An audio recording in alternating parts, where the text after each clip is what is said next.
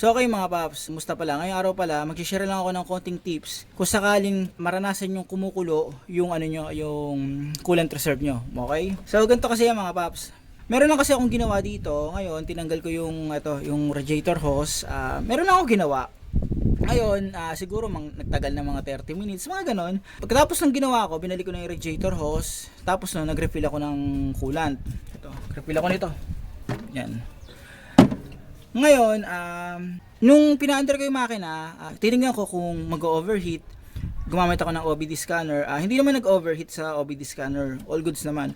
Pero may napansin ako mga paps dito sa sa coolant niya, reserve niya. So ito yung coolant reserve niya. Sayang nga mga paps naayos ko na yung problema.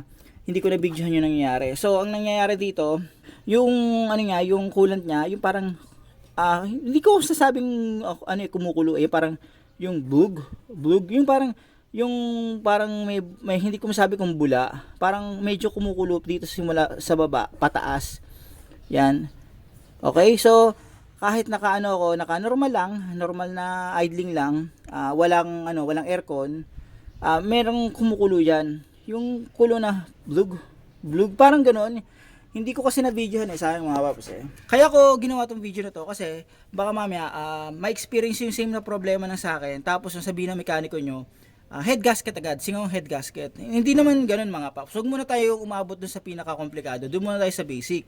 So eto, yung kumukulo to, yung parang naggaganon, yung umano yung bula, pataas. So ang naisip ko, baka mamaya may problema yung radiator cap ko.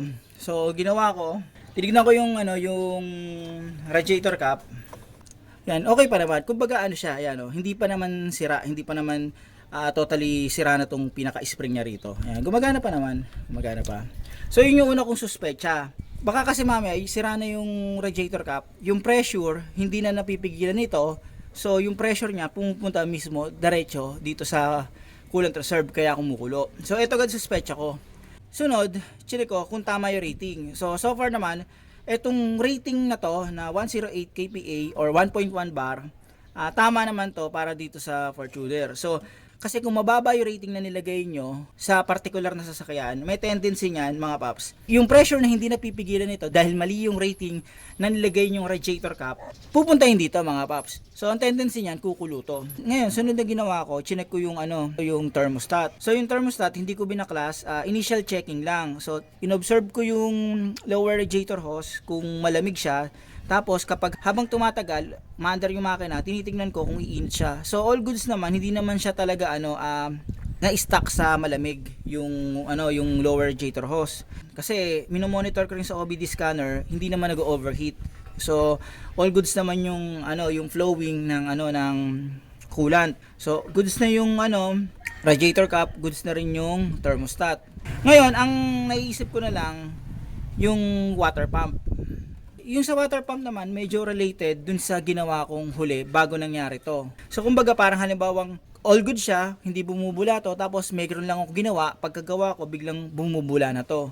So sa tingin ko, yung water pump, wala namang issue. Chinek ko na yung pulley niyan, wala namang problema.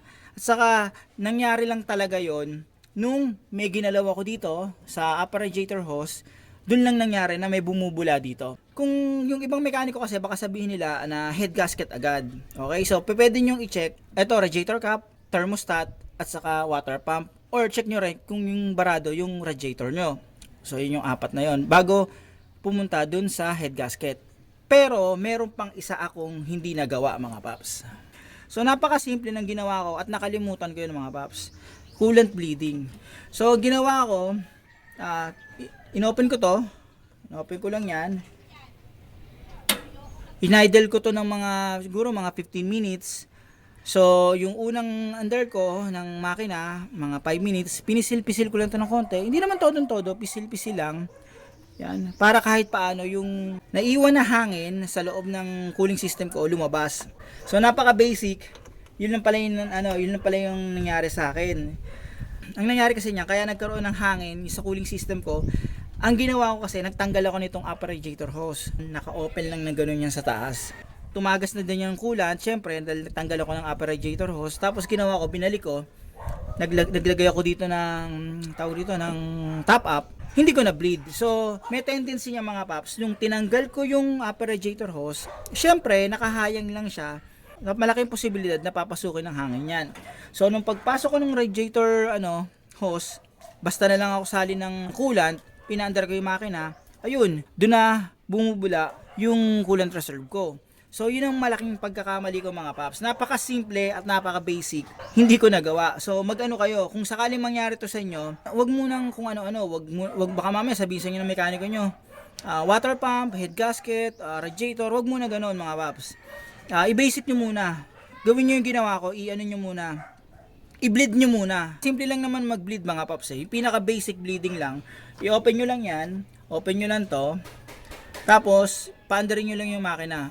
Within 10 to 15 minutes, i-idle nyo lang siya mga paps. Para lang kahit paano, yung mga hangin na nasa loob ng cooling system nyo, lumabas. So, madalas kasi nakikita ko sa mga group din, mga nagtatanong kung okay ba to, yung ano nila, yung pinapakita nila dito. Dito naman pinapakita nila dito, may mga bula-bula. So, ang masasabi ko ron, mag-bleed muna kayo. Sa senaryo ko kasi, ang may parang rito, yung kumukulo dito sa coolant reserve. So yun i-check nyo. Radiator cap, thermostat, radiator, yung water pump, mga basic, double check nyo lang yon. Okay? Tapos yung pinaka-importante sa lahat, yung nakalimutan ko, coolant bleeding. So ano yan, may mga senaryo kahit sa ibang unit na all goods naman, hindi na coolant bleeding, nag-overheat ang makina. Okay, so basic ang gagawin nyo muna. Wag munang head gasket, wag muna yung mga yan. Basicin nyo muna, okay? Kung yung mekaniko nyo, sinabi nung agad na head gasket, nang hindi nagka-troubleshoot, pwede kayong magpa second opinion. Pero maganda, ma-check muna nila yung iba bago sila dumiretso sa head gasket. Para lang sigurado mga paps, para lang sigurado. So paano mga paps, hanggang dito na lang yung video na to. Sana kahit paano, itong video na to, kahit simpleng paliwanag lang to, nakatulong to, in case na magkaroon kayo ng parehong problema ng gaya sa akin. Okay? So sayang mga paps kasi naayos ko na, hindi ko na na-video yung nangyayari. Yung parang pagkulo ng coolant dito sa coolant reserve ko. Paano mga paps, maraming salamat sa inyo.